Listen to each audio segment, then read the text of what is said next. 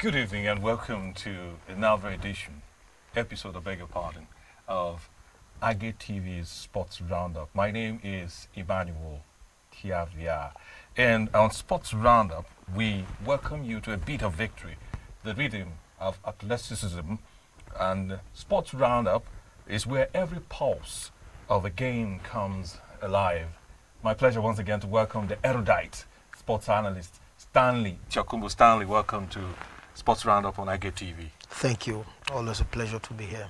And dear viewer, you can follow us on YouTube at Agate TV, one word, Agate TV, as well as Instagram, same account name, Agate TV, Agate TV.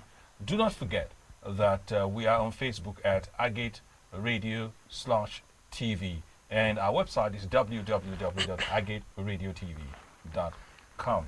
Stanley, we have an hour of exciting sports conversations, and I would like us to comment with the top headlines. And one of the headlines making the rounds is this story, all the way from China, a half marathon in Beijing, where you have a situation where the top 3 or 4 athletes ran together in a group, and the Africans, the Ethiopians, the Kenyans were sort of like, egging on the Chinese, who was obviously not their equal at the half marathon discipline, but they ended up slowing down deliberately to allow him to win. We talk about corruption in sports, and it seems like it's not just a Nigerian thing. Yeah, it's not just a Nigerian thing. We've had widespread rumors or allegations of corruption within sports, be it football, be it athletics, and now the recent one we've seen. It's quite embarrassing, how it has come up. But then, the African athletes ran into the defense and they said they were not there to win the race. That's not what actually they told them. They were there as pacemakers. Oh, really? Yes, that's what I think. That's the defense they brought up. But pacemakers are not cheerleaders. Yes, you understand. So, it's embarrassing. They had to return the prize money and their medals and all those things. Hije, who won the race, was attempting to break a national record. But then that at this level, at this elite level, that should not be happening. This is something that. Any sport, be it football, tennis, not just talk about athletics.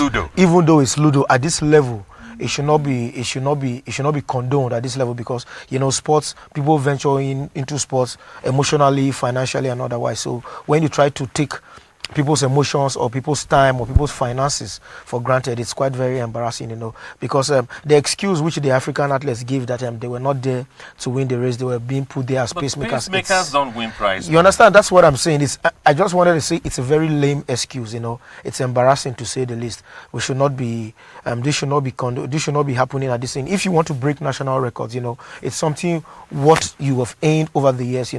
We've seen them in past in athletics. Usain Bolt, he did it over 3 consecutive Olympics. The third one he would have done a 3 double, the 100 meters, the 200 meters, and the 4x100 meter relay. The last one he was tripped up because of doping. He was not the one who was affected, but his teammate had to be. So he would have had 9 consecutive Olympic gold medals, but one was taken away from him because of an inconsistency of another team member. So I think that's the standard we have to set. Then when you have reached those elite levels of discipline, then you come and have these kind of things. It's really embarrassing, to say the least. Let's have a look if studio can give us the image of the half marathon and some of the clips that would help us to understand what really happened, because many people have read the story and some have not seen the video of what went on. In the race, they claim to be the pacemakers, but pacemakers often run, if it's a 25-kilometer race, you run for like 10 meters, and then you retire, and other pacemakers, join the race to make sure that the athletes who are there to win, keep with the pace that they have predetermined that they want to finish the race with. But you kept on running and running till the end, till the end. And the pacemaker was faster and finished the race stronger than the person who won, and you celebrated with the winner. That's why I said those are very lame excuses, because we've been following athletics for some time. As you said, pacemakers are inconsistent during the races. At some certain level, they drop off, so that the athletes know that, okay, these people are not here to compete. So whatever level you are doing, you can see them almost egging him on, sort of almost pushing him on waiting for him to cross the finish line, and they all celebrated with him together. You know, it's kind of staged. You know, it's just the best thing that And that's has the been word, done. staged. Yes, it's been staged. You know, it's the best thing to say is what the organizers came out to do, and you know, we don't know if the organizers are really in on it, but they're the ones who have meted out the punishment, disqualifying the 4 athletes, revoking their prize money and even their medals. But then, I say again, in athletics at this level, at this age and time, come on, this is not what we should be condoning ourselves with. You know, we talk about doping, the discipline of the athletes off the track. Then this one is happening on the track. So this is match fixing. Or Yeah. This is race fixing. You know, it's not okay, quite encouraging. Let's move on to other issues. FA Cup replays have been scrapped. The Football Association has defended its decision to scrap FA Cup replays from 2024 to 2025 and insists that all parties accepted that they could not continue playing the replays. It was announced on Thursday that the competition will only be played on weekends, with replays scrapped from the first round onwards. And the English Football League says the new format was agreed solely between the Premier League and the FA. You know, Good thing or bad thing, Stan? it's a good thing for the big clubs, but it's not a good thing for the smaller teams. The smaller teams who maybe get a result. Yes, yeah, you know, and that's why the FA consulted only the Premier League teams. You know, it's a really bit of an injustice. You know, I'd not say, you know, it's an inclusive. Of course, this is the oldest cup tournament in the world. It has its prestige that's aimed at over the years. You know, Has its own tradition. yes, it has this own tradition. You know, the smaller teams get monies that can actually save them. You know, they use the monies, £500,000, £1 million for just forcing a replay, be it home and away. But then, you know, these bigger teams, the Premier League teams, can do without that fixture, because those are monies that they can just generate 5 times or 10 times over with just a normal Premier League fixture. So, you know, bearing in mind fixture congestions that comes in twice the latter stages of the season, you know, the FA Cup does not start till the new year. You know, the season starts from August. Yes, the big clubs come into the FA Cup replays at the 3rd round. You know, some things come in. Not all the big teams come. Not all Premier League teams come in the 3rd round. Some join in the 4th round. You know, towards the latter stages, the 5th round, the 4th round, that is where you are fighting. That is the business end of the season, where you are fighting for the Champions League semi-finals, quarter-finals, the league running, and others. Then you have a team that you can just go. The pitches are not even in good shape. You just go very bumpy pitches, and you just pick a niggling knock. Can afford to play agricultural football. That's what I'm saying. Now you just have. You want to play, you want to get these fixtures because, you know, winning gives you momentum, you know. And then the bigger teams in the Premier League have actually been accused in the past of not showing too much respect to the tournament by fielding a second fringe side. So if you look at since from the beginning of last season to this season, the FA Cup, the Premier League teams field a lot of they field a strong team, irrespective of the opposition.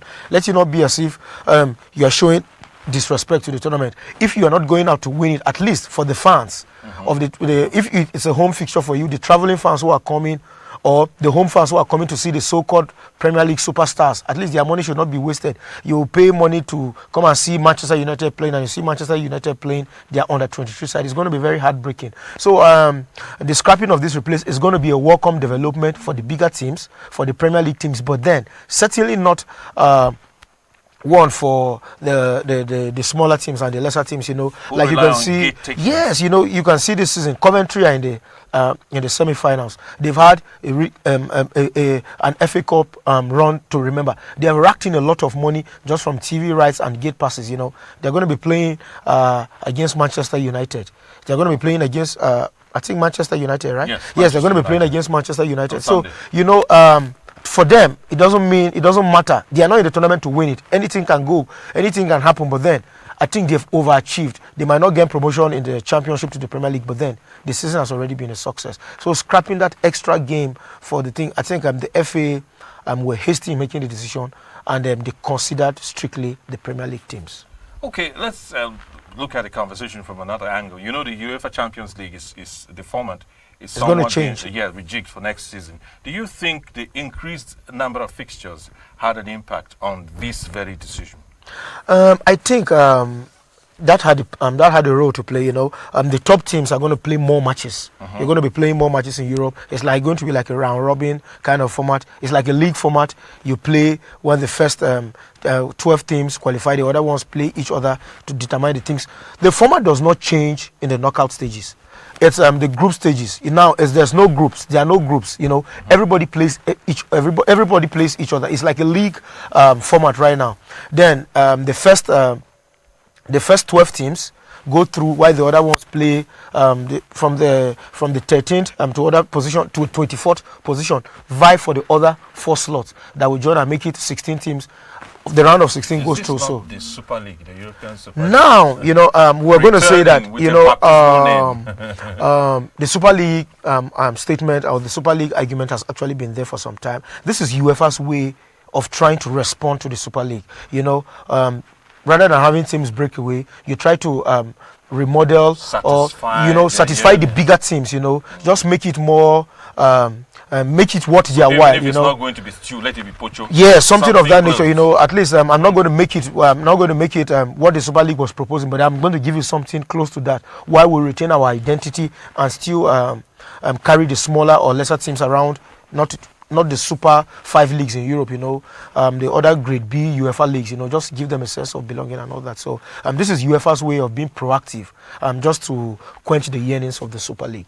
Is it a good thing or a bad thing? You know, football is all about money. You know, anything that makes money, anything that brings money, generates revenue for a football club. It's always going to sit well with you. You know, we're now in the era of financial fair play, where the rules are being sanctioned. You know, teams are punished, and teams need to look for ways to make money from football and then spend within their means. So I think the top teams are going to see this as a welcome development. It means more money. So you know, more money means you are going to have a larger purse to spend, and then you're not going to be scrutinized based on the little monies you get from teams that are not even going to be playing in the Super League and not playing in the new format of the Champions League. So now it means more fixtures. More fixtures mean more revenue. More revenue means more money for the clubs. You know, so they're going to have a larger purse, a deeper purse, to be able to buy the players they can need. And I think it's going to relieve the stress of that financial fair play for the so-called big teams. Talking about breaking the rules, Everton is not playing in the Champions League. If you look at the teams that have been actually fined, they are not the big teams. They are not the big teams. So, you know, not as if this format is still going to help them. Not as if Everton is going to be in the Champions League next season. Not as if Nottingham Forest is going to be thing. So all these things still work for the big teams, you know. Manchester City have one way or the other evaded these things because 150. You know, talking about Jurgen Klopp when they were talking about when they were asking Mikel Arteta last year that Manchester City's financial fair play investigations last year can lead to them being stripped of the title and being handed over. He said no. Manchester City is not just the best team in the world. They have the best lawyers. You understand what that means? So money affords you those lawyers, you understand? So City has one way or the other evaded all these sanctions. So whatever the Super League, the FA Cup replace, all these things still work in the favor of the big teams. You're watching us. This is Agate TV, and you're watching Sports Roundup. My name is Emmanuel Tiavia, and beside me is Stanley Jakumu. We have been speaking about the ban of FA Cup replays. You want to be part of the conversation? Follow us on Agate Radio TV on Facebook.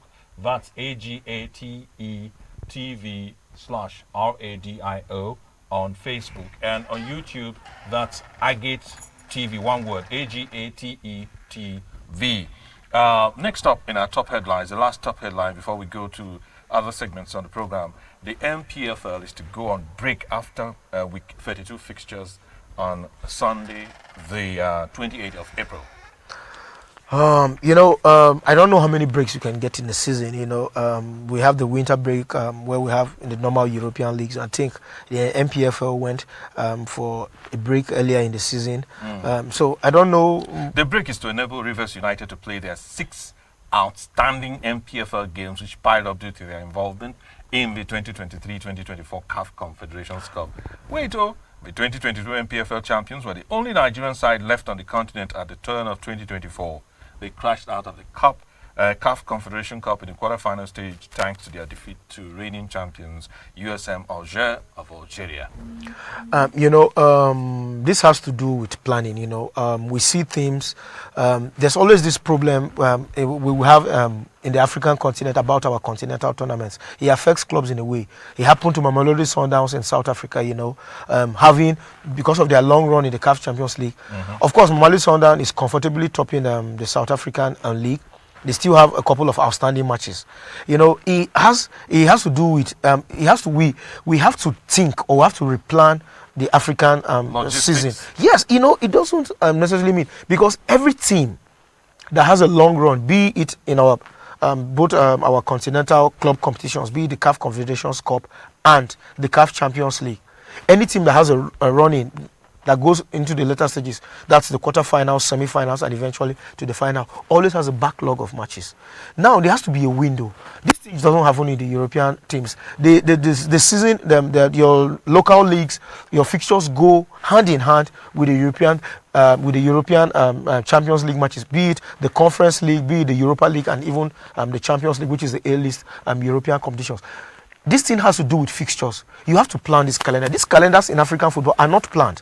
I don't know. You have teams finishing the seasons haphazardly. A particular country finishing the league earlier than others, while others finish later than that. We have weekends. The European seasons, they plan their seasons. There are weekends for cup tournament. The midweek they have cup tournaments. Be it the FA Cup, that's the whatever cup you have, the League Cup, or the FA Cup, or your Super Cup, which you have in whatever league, because they have different names. Of course, the Premier League has 2 cup competitions, but then they still mirror that into the European season. It's only the Premier League that has 2 cup competitions. They have the Carabao Cup, which is the League Cup, and the FA Cup, the traditional FA Cup, which does not begin for the big teams up until the new year. Of course, in the Spanish league, we have the Copa del Rey, just a single tournament, and then the Spanish Super Cup, which is just contested within 4 teams. It doesn't necessarily affect the complexion of the whole league. This has to do with logistics and planning. It hasn't happened year without year, and then that's you playing a lot of football within a short period of time. Now, the MPFL is going to go on a break just because of Rivers United. And they will play 6 matches. They're going to be playing 6 matches within that period. Is that really fair? They are currently sitting in the 17th spot on the league table with 34 points in 24 matches. If they win 5 out of the 6 matches, they will suddenly jump to 59 points. Yes. So they would be either joint top or on top of the league. Yes, that's what I'm saying. Now, this does not play in their favor. Certainly, it does not play in Rivers. No, it does not necessarily play because teams now know. When you play league matches on the same day, which like we have a match week 1, match week 2. Yes, you understand what I'm saying? Everybody is concerned about his or her own results. Teams are now going to go into these fixtures with a premeditated mindset. It does not necessarily work in their favor because maybe their rivals would pay particular attention to those fixtures. That's what I'm saying. We have outstanding matches in the Super Leagues, like in the Premier League, Spanish League, the Bundesliga. Just maybe bad weather, lightning conditions. Maybe there's a stampede, or there was a gridlock within and around the city, electrical malfunctions, all those kind of things. You cannot see teams in these top leagues having 3 consecutive, or let's say 3 outstanding matches. It doesn't work because teams are going to be coming to those fixtures. It works both ways. It might work for Rivers United, it might not work for them. It might work for the opposing teams, it might not work for them, because now it's as if stopping the league just for Rivers United to take. Their rivals are not going to be happy about that. I think Enugu Rangers, Lobby Stars, the Remo, and all that, the Plateau United are not going to be happy about this arrangement because you are now out of. That's what I'm saying. You are actually out of the running for the continental prize. You are now back in the league. Okay, you have nothing to play for. You have not played those matches. Now it's as if the league has actually been stopped for you. You are playing you just know what to do to get it to. That's just what I'm saying. That's what I'm saying. Not as if you are playing, these fixtures are combined fixtures that you play on the same match week with your opponents. It doesn't make sense. A team should not be having 4 or 5 outstanding matches. It doesn't work. But then some would make the argument that this also gives the opportunity, the window for their rivals to take a break, maybe 3-4 weeks, re-strategize. Their players have time to rest and all whatnot. Whichever way you look at it, it doesn't look nice. It doesn't look nice because if you talk about the teams to take a break, there are teams who are on the winning run. They don't want to halt it. They have momentum. That's what is called momentum. You don't know what a rest will do to them.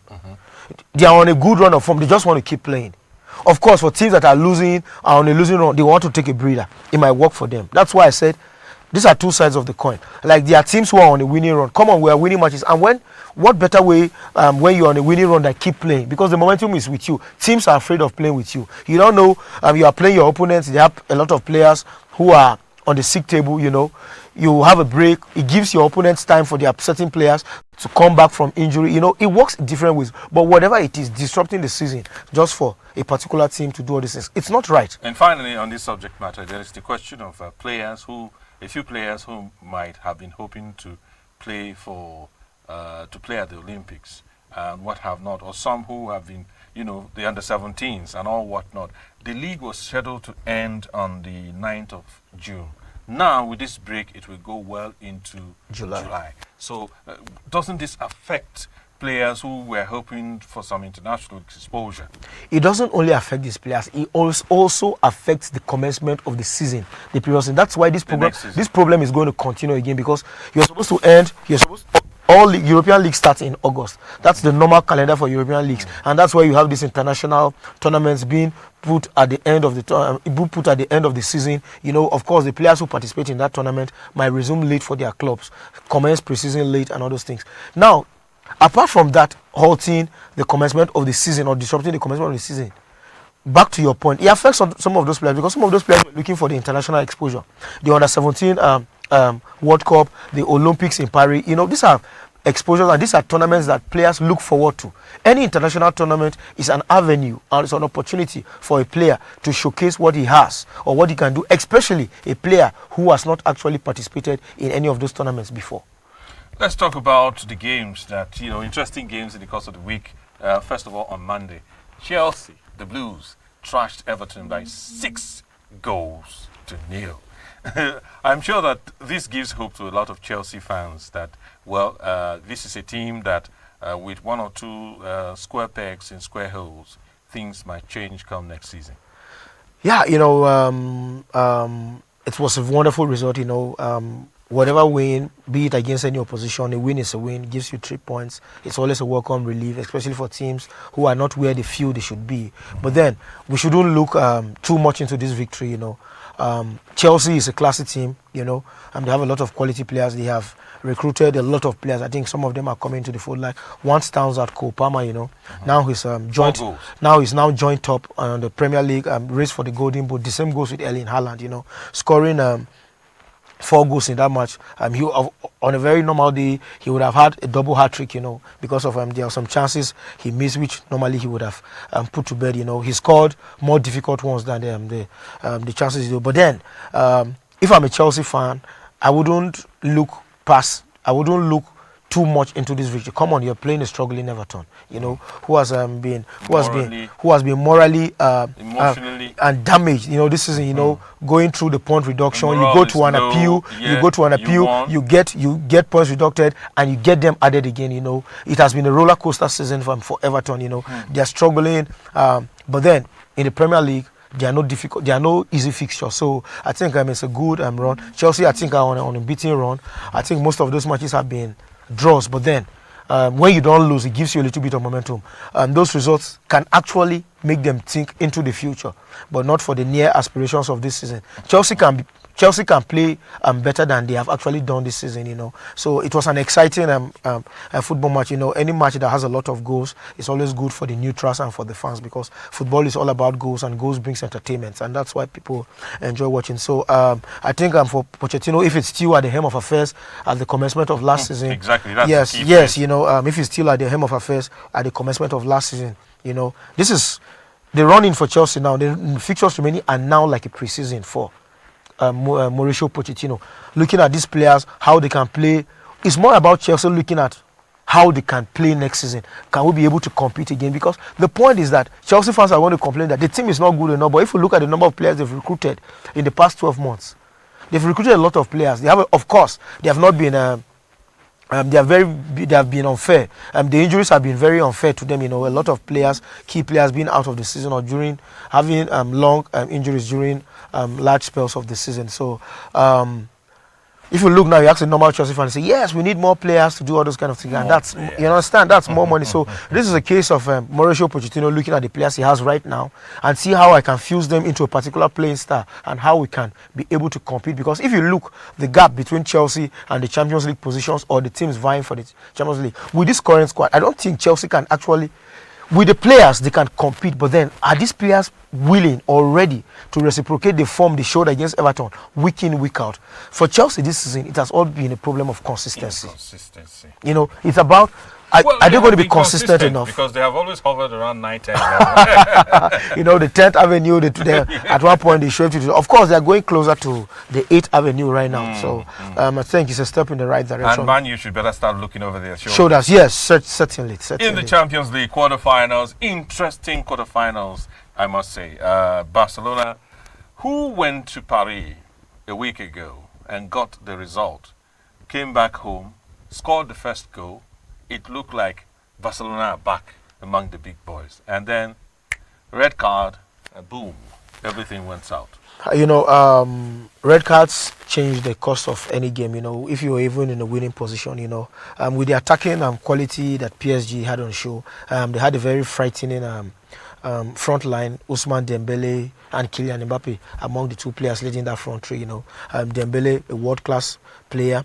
Kylian Mbappe, we all know how frightening and lightning his pace is. You know, and one thing about defenders in modern football, they don't like people running at them. And when you lose a central figure like Araujo, who has been very, very instrumental in anything defensive for Barcelona, there's a case of should it have been a red card?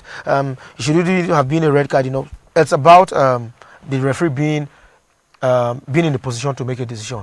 There's something I've learned in football over a long period of time. If you put the referee in a position to make a decision, 90% is going to make a decision that is not going to favor you. You understand? So the best thing is to avoid putting yourself in those situations. There was no need for the foul. You know, the guy beat him for pace. Bakole, he beat him for pace. You know, when he dropped the shoulder and then he let him go. You know, so if you put a referee in those kind of situations, it now becomes an individual. It becomes an issue of personality. Am I going to send him off? Am I going to give him a yellow card? But then there are some of those bookings that if a referee makes the call, VR is not going to cancel it because it's not a fundamental. You understand? So it's not a clear and obvious error. It's just based on the judgment the referee thought at that time. So I think Barcelona, from going one man down. There's a case of Barcelona would have done better, but then, come on, this is the Barcelona, the current top of the players. Mbappe finally looked like he was interested. Do you think they can make it to the final and lift it in what is obviously it's all to play for, because if anybody wanted an opponent, if PSG were looking for an opponent at the beginning of the season, this was Enrique and his boys at PSG were looking at, come on, at this stage of the season, I'm going to be in the Champions League semi-final against Borussia Dortmund. I think PSG will take their chances against Borussia Dortmund. This is a semi-final tie that these are teams that are not too far away from each other. Of course, Kylian Mbappe might be the deciding factor because he's that world-class figure that Borussia Dortmund does not have. But Borussia Dortmund play as a unit, especially when they play at Sigurd Park in Germany. You know, they play as a unit. But then, you know, PSG know that if they are not playing too well, but a moment of brilliance, Kylian Mbappe can unlock any defense in world football. So it's that Kylian Mbappe is going to be very key, as he was decisive over 2 legs against Barcelona. If PSG have any chance of making it to the final again, I think Kylian Mbappe will have to be at his best in what looks to be his final season. And talking about the Signal Iduna Park in Dortmund, in Germany, Borussia Dortmund won 4-2 against the ever rugged Atletico Madrid. You don't really hear Atletico getting involved in games where 5, 6, 7 goals are scored. But in this fixture, Dortmund began by scoring 2 goals, and then Atletico came back, and it was 2-2. And for some of us who were observing the match, it was like, oh, Dortmund, you guys just blew it. Atletico will not let you off the hook. You know, football is all about goals, and Atletico Madrid and Diego Simeone have actually prided themselves in their defensive ruggedity, you know, in their defensive stability. They pride themselves on on their defensive on structure. You know, they are not a team that will blow teams away out of the park. You know, we can score 1 or 2 goals and then sit back, absorb the pressure. You know, I always knew this fixture was going to be something that would play like this. You know, they said if you don't buy a ticket, you don't win a lottery. We could see in the first leg at the Wanda Metropolitano Stadium, Atletico Madrid scored 2 quick fire goals. You know, and then in the second half, it was a game of 2 halves. Borussia Dortmund hit the woodwork 3 times in the first leg. You know, they were very, very unfortunate to leave that first leg trailing. You know, this was a game that easily the worst they could have gotten in the first leg would have been a draw. But then they were quite unfortunate. They were quite unfortunate with the woodwork and all those kind of things. But then going into Germany, we all know Borussia Dortmund. They are not the best team defensively. They go all out. They try to score goal. It's about Borussia Dortmund outscoring you. You know they are not the best defensive side. You know, they pride themselves in the number of goals they score. They score a lot of goals and leak in a lot of goals. So I knew that this was not going to be a chess game, because Borussia Dortmund were not going to sit back, and Atletico were going to sit back, knowing that they had an advantage. That's how Simone was not going to Germany to get a result. They had to attack when they fell behind. You know, and then you see at the end of the day, so for me, watching that game, Borussia Dortmund were well-deserved winners to go through. You know, every football fan is not a fan of negative football. You go for football. That's why UEFA adjusted to that rule of scrapping their away goals through, because and it made the knockout stage is more interesting. Just, you know, it's very, very rare for you to see a Champions League quarterfinals having 4, 3, 4, 5 goals. You understand? But we see most of the semi-finals and most of the quarterfinals. Arsenal, Bayern Munich 2-2, Atletico Madrid, Dortmund 2-1, PSG, Barcelona 3-2, Real Madrid, Man City 3-3. This has never happened before, but that is what the fans pay this money for: entertainment. Goals. And what is entertainment with football? Goals. That is what the fans want. So, you know, to me, Borussia Dortmund were well-deserved winners. You know, there's no place for negative football. You know, it doesn't make sense to the fans, and I think a neutral watching that game will be glad that Borussia Dortmund went through. We'll talk more about other games, but we'll take a quick break now. We'll be back with you shortly. It's Sports Roundup on Agate TV. Stay tuned.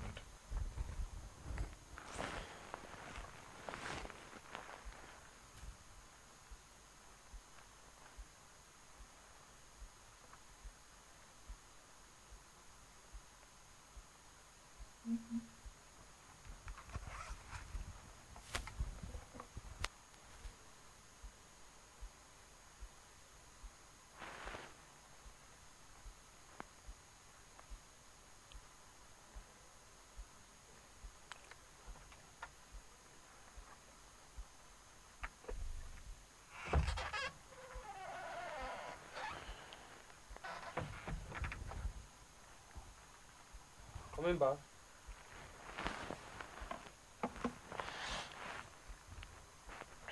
We are ready. We are ready.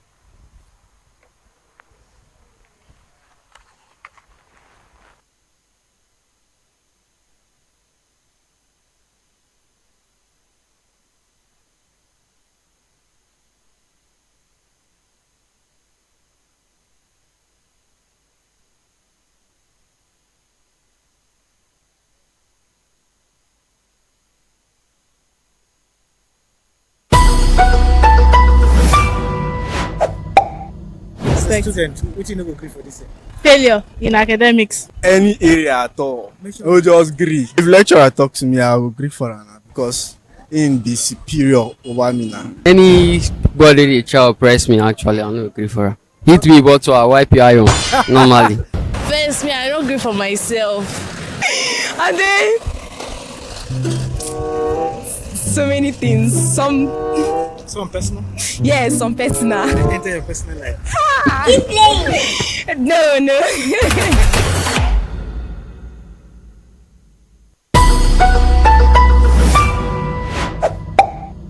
Student, which you know go agree for this year?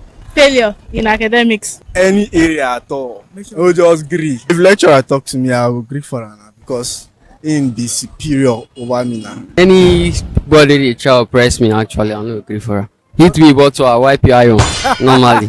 First, me, I don't agree for myself. And then so many things. Some Some personal? Yes, some personal. Enter your personal life. No, no.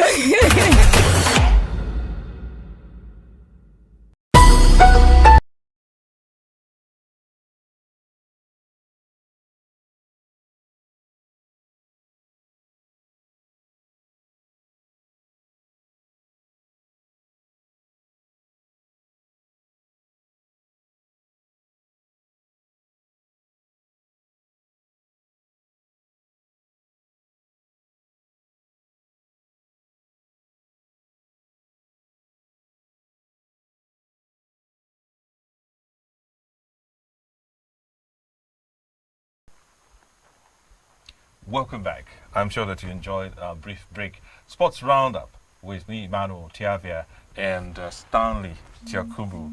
Before we went on the short break, we were talking about the Champions League games and Arsenal, who had a lot of hope after drawing 2-2 at home at the Emirates, went to the Allianz Arena and could not get the result they needed. They conceded a 63rd minute goal, Joshua Kimmich header. But their coach came out to say this is the time that the team needs support the most.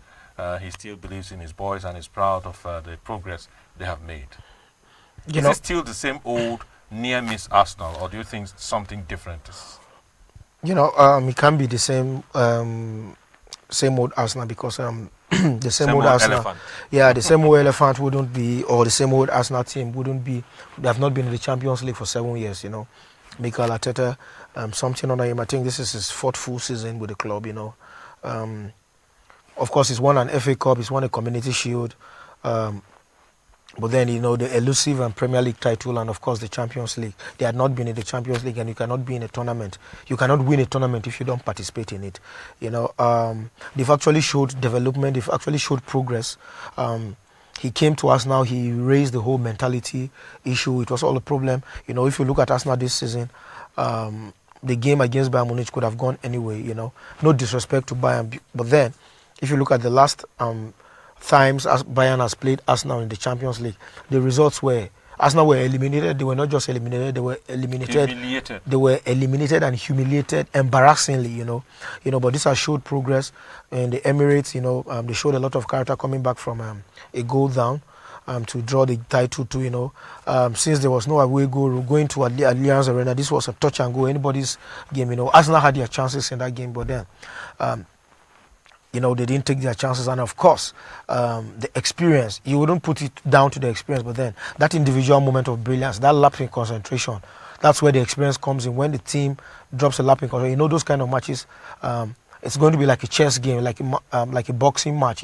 That moment that your opponent makes a mistake, are you going to be ready to pounce on it? And that's what Bayern Munich eventually did, with the ever impressive and versatile Joshua Kimmich. Over 2 legs, I think Bayern Munich deserved to go through because they didn't lose in London. So I think that was Arsenal's Achilles heel. Any result, be it a 2-1 result, be it a 1-0 result, be it a 3-2 win for Arsenal, any result in London would have actually taken Arsenal to the next round because the dynamics of the second game would have completely changed. And if you look at the game, Bayern were playing with a lot of swagger and a lot of freedom because they knew it was just a one tie. It was just a one-tie fixture. They had eliminated the first leg because they got a result. So there's no away goal. This is just like a semi-final 1-leg game. They were playing with that freedom and that composure. But then, when you're on the cups of elimination, when you are on the back, when you're having a deficit, playing in front of a friend, you become more careful. You become too cagey, and then you eventually tend to make mistakes. So I think Arsenal's all undoing in this fixture was them not getting a result in London. Real Madrid weathered the storm 3-3 at home at the Santiago Bernabeu. Came to the Etihad and they scored first. Man City equalized. Whew! I watched that game, and Stanley, you will agree with me. I have not seen a one-sided game like this, especially involving the Les Merengues. A one-sided game to the point where Jude Bellingham was literally needed crutches to run around in the field. The Madrid players were exhausted. I couldn't see how. I still can't see how they were able to make it to the end, get to the penalties, go behind in the penalties, and still come out on top. You know, this is a situation whereby you say football is a very cruel and unfair sport. You know, if City were going, if anybody told City after dominating that game from start to finish, from the first minute to the 128th minute, with the possession they had, the chances they created, if anybody and then saving their goalkeeper saved the first penalty in the shootout. you know, if anybody says City was going to go out in that fixture, I don't think anybody will. But this is one of those fixtures that a Pep Guardiola or any manager in that situation will just go back and tell your team, there's nothing to say to that team. You say, come on. This is just football. Football happened, you know. You didn't go out because you didn't play well, you know. Man City did. Those are chances that Man City create on a normal day and take all of those chances, you know. They put Madrid to the sword, and then putting a team of Madrid's stature and caliber through that kind of test, you know. City should be proud of themselves, but then, you know, Pep, with the kind of lofty standards he sets for his teams and all that, he'll be hugely and highly disappointed that he didn't go through, you know. They were the pre-tournament favorites, even when they were drawn against Real Madrid in the quarterfinals. But then, you know, when it goes to the lottery of penalties, it becomes when it goes to the lottery of penalties, it's not the best team that wins, you know. It's who is clinical, who has the composure to put the ball in the back of the net from 12 yards out. A weekly recap. Let's look at the Europa League quarterfinals. Atalanta nil, Liverpool 1. Liverpool are out. Do you think that the departure of Pep Guardiola is putting the Liverpool team under huge stress? Jurgen Klopp, right? Yes. You know when those that's why when Jurgen Klopp made that announcement, I had a problem with it. You know, there's always going to be a reaction to that kind of announcement. You know, a manager who has been there for a very long time, giving them the Premier League for the first time since the inception of the Premier League, you know, won them the Champions League, won them the Europa League, you know. If you look at what Jurgen Klopp has done with Liverpool, his cabinet should be stuffed with a lot of trophies, because he lost a lot of European final, he lost the Champions League final, he lost the Europa League final, you know, he has lost the FA Cup final, he has had near misses with Manchester City, you know, but then eventually got one over them during the pandemic when he won the Premier League, and then he won the Champions League against Tottenham Hotspur. So, you know, talking about those kind of decisions, Liverpool were on a good run of form, were in 4 tournaments, just won the Carabao Cup, you know, they were still much in the Premier League, the Champions League, and even the FA Cup, you know, which Manchester United knocked them out in the last round, and now eventually they're out of the Europa League. You know, there's something that those kind of announcement does to a team. It can actually reinvigorate a struggling team, or it can actually put doubts in a team that's already very comfortable. You know, I think the timing of that announcement was not too smart or too clever. So he spoke too soon. Yeah, you know, you can speak to a couple of players, but don't make it popular. You know, just don't make it too open. You know, just 1 or 2 confidence. Let it be as if the news is being filtered around, you know, all those kind of things. Yeah, at the end of a successful season, you know, everybody leaves when the ovation is highest. Just allow the football do the talking. What Jurgen Klopp did to Liverpool season is that he took the spotlight from the performances of Liverpool at that point, how they were doing excellently well, and he put the spotlight in themselves. Now there were now questions of what is going to become of Liverpool if Jurgen Klopp leaves? Who is the manager who is going to replace him? What is the future of most of his talismanic figures like Mane, like Mo Salah? What is going to be the future of the players that he just brought? Them Cody Gakpo, them Nunes, them Ruben Diaz. Is a new manager who is going to come, and they're going to play in the same philosophy. So he took the spotlight off the performances of the team, and they were doubts over players. Okay, what's my future? You know, there's always that uncertainty about certain players' future when a new manager comes into the affair. Am I going to into the helm of affairs? Am I going to fit in to the new manager's program and all those kind of things? So that's one way of looking at it. You know, when a team dips in form, there's always going to be something to blame about. If Liverpool continue their impressive run of form, somebody say, "Come on, this is going to give Jurgen Klopp a last hurrah." Yeah, you know, they're fighting for their manager to give him to go out the largest. But then, you know, they are out of the Europa League. Manchester United knocked them out when nobody gave Manchester United the chance. Now they're already trailing City again by 2 points. They're not top of the. So the last games are going to be interesting. You know, the running in the Premier League is going to be really exciting. Arsenal out of the Champions League. Manchester City out of the Champions League, Liverpool out of Europa, and Liverpool out of both domestic Cup, Liverpool are out of the FA Cup. Of course, they won the Carabao Cup. Arsenal out of both domestic cups. Manchester City still FA Cup. in the FA Cup. We're going to know this weekend if they're going to get one past Chelsea to make it to the final. So that means they're still in the FA Cup. So it's all to play for in the Premier League between Manchester City, Liverpool and Arsenal. Marseille in the Europa League quarter-final defeated Benfica at home 1-0. The aggregate was 2-2. After extra time, Marseille won by 4-2 on penalties.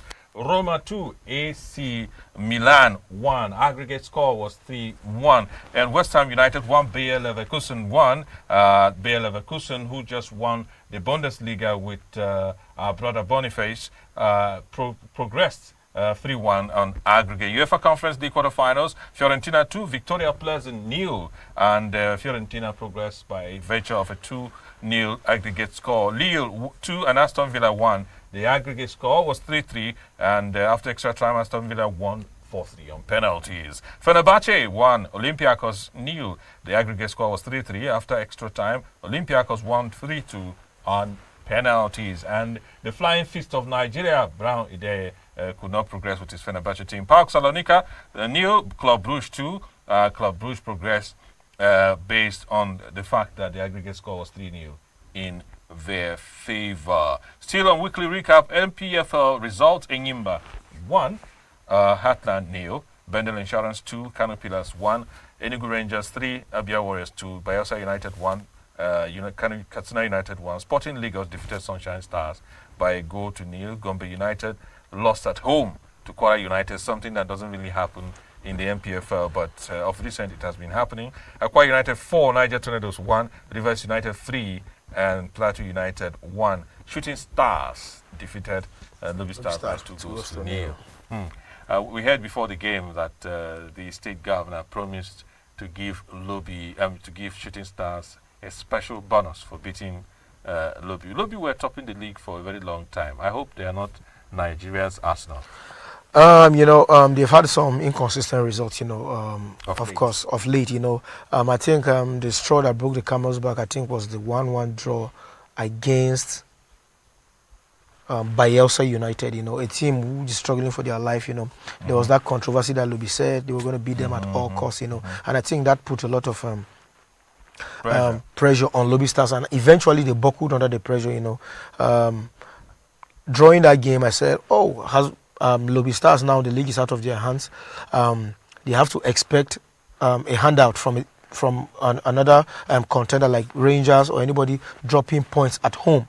Even though I don't see Lobby coming back into that thing. But then, if you look at it critically, they have had to deal with a lot of uncertainties. Playing away from home. There's a popular saying that there's no place like home. I don't think if Lobby were playing Bayelsa United at Aperiaku Stadium, they would have drawn that match, whatever it is. Of course, the support of the fans, you see the tenacity, you see the passion. I think that would have actually drawn them to the line. Whatever it is, whatever fans they have in Nasarawa or whatever fans they have in Lafia, it's not going to be the same as the fans they have in Makurdi here. Because when Lobby Stars are playing at home here, we see people coming in from Adikbo, Vandikia, Boko, let's say, all the environs to just come and cheer them up, The last season Lobby Stars had at Aperiaku Stadium here before the stadium was closed for renovations, you could see the energy. There was this connection finally that was going to come, this connection that was already existing, that started existing between the fans and Lobby Stars. Benue State is a sport-loving state, So I think they have to play they have to put those kind of things, playing away from home. If you look at the matches they've actually drawn, in Lafia, they drew against Nasarawa, and they drew against Kano Pillars, and they drew against Bayelsa United. These are matches that on a very good day we would have taken this point. So now I think the league is no longer in their hands. Even though they're in contention, they will hope that the contenders, their fellow contenders, have a blip, drop points at home, valuable points at home, and drop them into the mist. Other than that, I think it's a fight for a continental ticket, nothing more than that. 8 games to go, and hopefully Lobby Stars make it to the end on top of the MPFL. Weekend preview now. The FA Cup semi-finals. On Sunday, Manchester City will be taking on Chelsea. And on Saturday, that's tomorrow, Coventry City versus Manchester United. Who do you think is going to the final? You know, on paper, you know, you will say Manchester United is going to see this one out, but then Manchester United this season have actually found a way, or lately for the past couple of seasons, have actually found a way of complicating very simple matches. You know, these are matches that you feel they're going to blow teams away. You know, and then at the end of the day, they're beginning to struggle. You know, because of their inconsistent performances. But then on paper, Manchester United.